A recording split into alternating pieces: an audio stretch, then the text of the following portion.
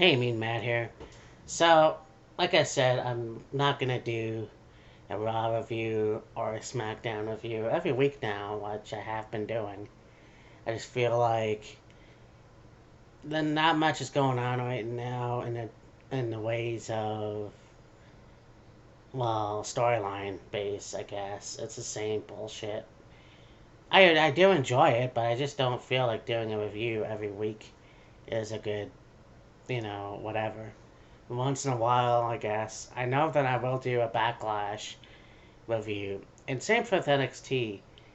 I'm planning on doing an In Your House review, but I'm not quite sure. I mean, it will happen.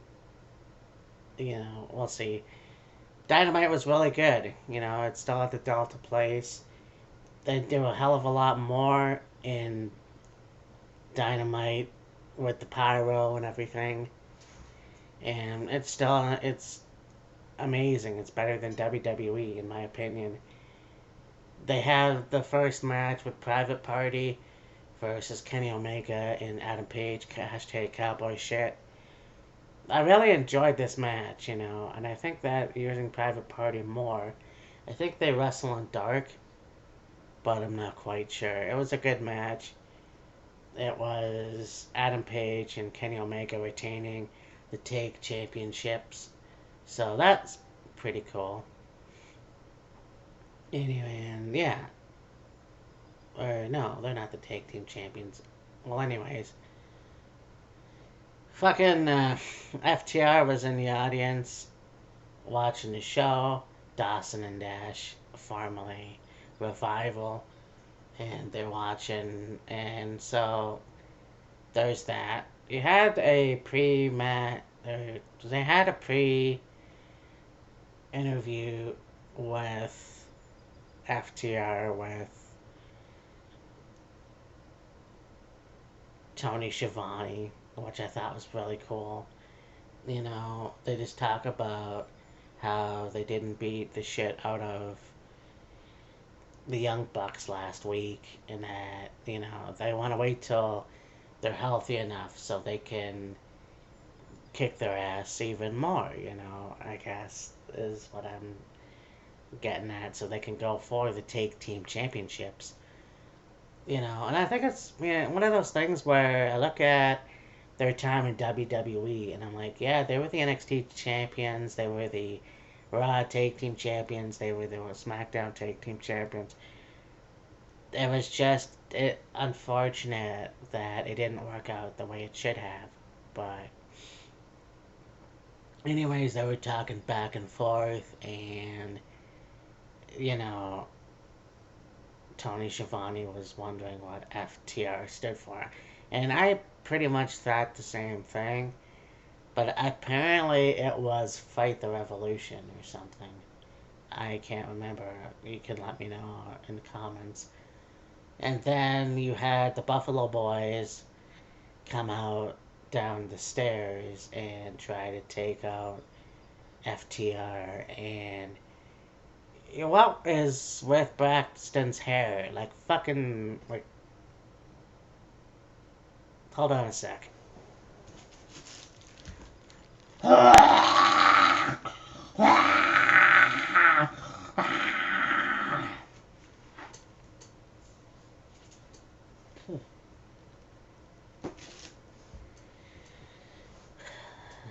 Not a good look, Sutter. Anyways, that happened. You had a really good promo with Taz and Brian Cage, and of course, talking about Moxley and their match at Fyter Fest. I really like Taz in this role. I'm glad that he's back in the wrestling scene. He's not wrestling no more, but he's a manager for Brian Cage, and yeah, I'm glad to see Brian is a fighting machine. Like, he got in the ring and just a quick match, you know. It was really cool to just see him dominate like he should have in TNA, and I know he did, but it was kind of like he's a beast now. He's an actual fucking beast. So yeah, And I think the use of the word shit in AEW is pretty cool too. But Brett Baker had a promo, and they were doing the rehabilitation thing. You had Rebel with her, which I thought her name was Reba for some reason. I guess it is, but whatever. You had Rebel, Tony Schiavone came in, and Dr. Sampson, and it was a pretty good promo, you know. And I should know somebody who's in a wheelchair himself, but it was, yeah, I can't wait to see what else she does. You had the British boys, Jimmy Havoc, and I'm drawing a blank. They had a match, and they won, so that was pretty cool. I can't remember who they faced for the fuck of me, but I remember this much, so that's good. I just saw it last night. The main event was really good too. I mean, you have Jungle Boy versus Cody for the TNT championship, and again, the belt's not as bad as I thought it was. They are gonna make it gold at some point, and so there it is. I think that, and I saw a rant on my Facebook, Jimmy Corderas talking about how the use of blood is kind of cheap nowadays. And I agree with that. I look at Cody and I think there's a guy who, I have no idea why, but in a lot of his matches, he seems to cut himself open just to get that effect. And you always know when there's a genuine, I guess, busted open. I can't really think of it, but with Cody, it's like, okay, so a Jungle Boy threw him to the barricade, and they focused on Jungle Boy. The camera panned in on Jungle Boy. It was always on Jungle Boy or the wrestlers in the crowd. And then it jumps into Cody, and he's a Crimson Mask. You really didn't need to do that. You really don't need to have yourself busted open. Like, why? There's no fucking point.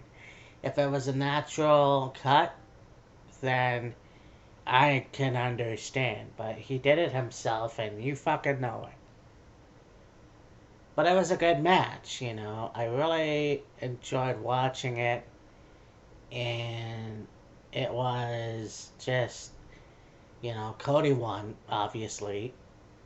So, there was a match with Chris Jericho, and I can't remember who he faced